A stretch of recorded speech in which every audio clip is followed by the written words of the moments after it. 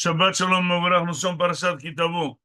Kitavo fait appel à une alliance entre Hakadosh Baruch Hu et Am Israël.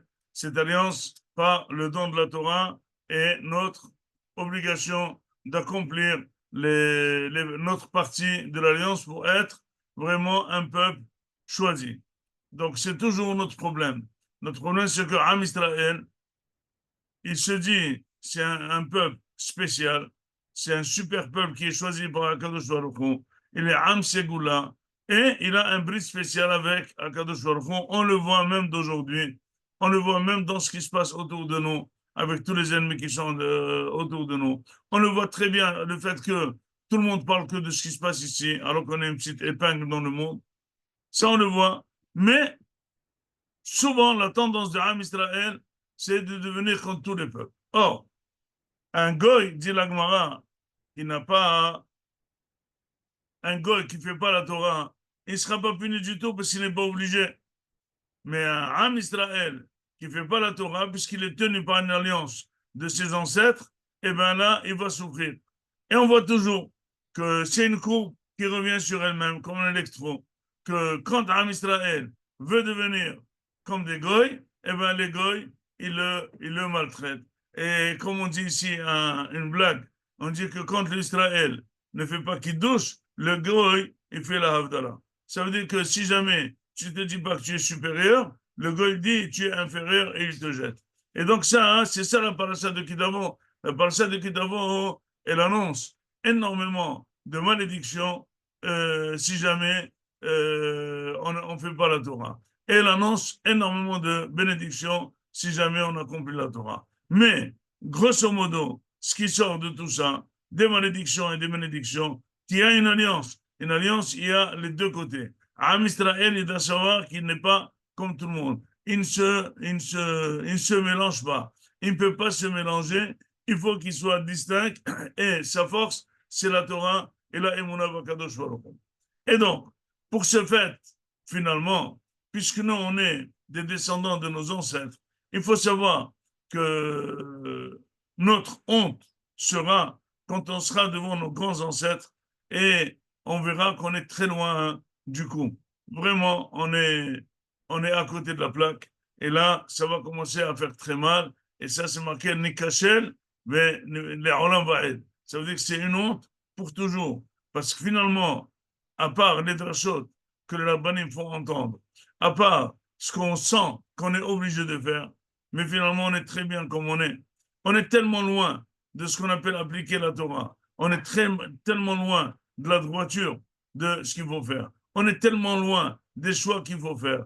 Finalement, il y a un rabbin qui a dit, il y a déjà 100 ans, il a dit, c'est comme quelqu'un qui va visiter son fils, qui est dans un asile de fous, et il voit que son fils il est très content. Il lui montre la balançoire, il lui montre ses jeux, il lui montre des bêtises qu'il fait, et il lui dit, mais mon fils, tu es content? Il dit, tu es content. Qu'est-ce qu'il va lui dire? Il est dans un asile de fous.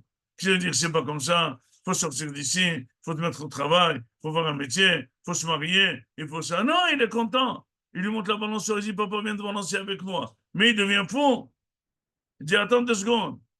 Mon fils, il va très mal, mais il n'y a aucune chance de le ramener. Finalement, on est tellement loin de nos ancêtres et on est très bien comme on est.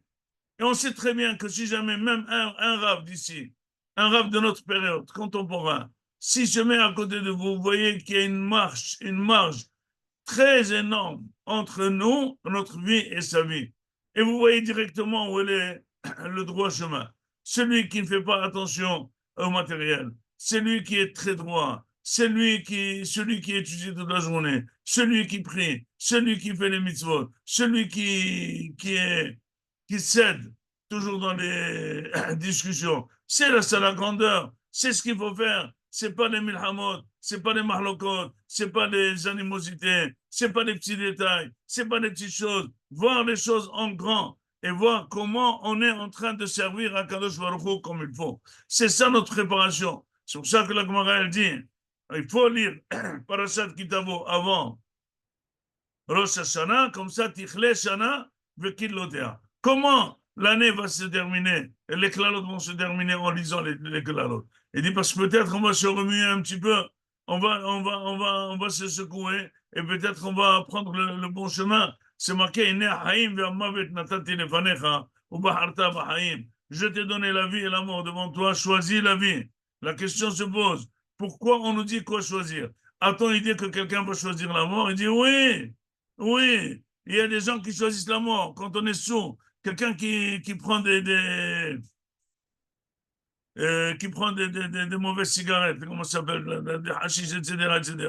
C'est ce qu'il choisit. Il dit, mais tu choisis ta mort. Eh bien, c'est pas grave. Quelqu'un qui est plongé dans l'alcool. Il lui dit, voilà, je te donne la vie, la mort. Arrête l'alcool. Arrête l'alcool, c'est ça la vie. Il dit, non, moi je choisis la mort. Donc il dit, il faut savoir que la Torah, elle dit que tu peux choisir la mort. Tu as toujours le choix. Et sache que la vie et la mort, je les ai donnés devant toi. Ne les échange pas. N'échange pas la vie avec la mort et la mort avec la vie. Dis, mais comment je vais savoir si j'ai une tendance vers quelque chose qui est mauvaise et c'est ça la mort et j'y vais pour ça? Comment tu peux me demander de dire de choisir la vie? Ben, tout simplement, en étudiant la Torah, en demandant l'Egdolim, en prenant conseil, il faut toujours vérifier always, est-ce qu'on est dans le bon chemin? Est-ce qu'on est dans la bonne autoroute? Est-ce qu'on peut mieux faire? Est-ce qu'on peut améliorer? Est-ce qu'on peut?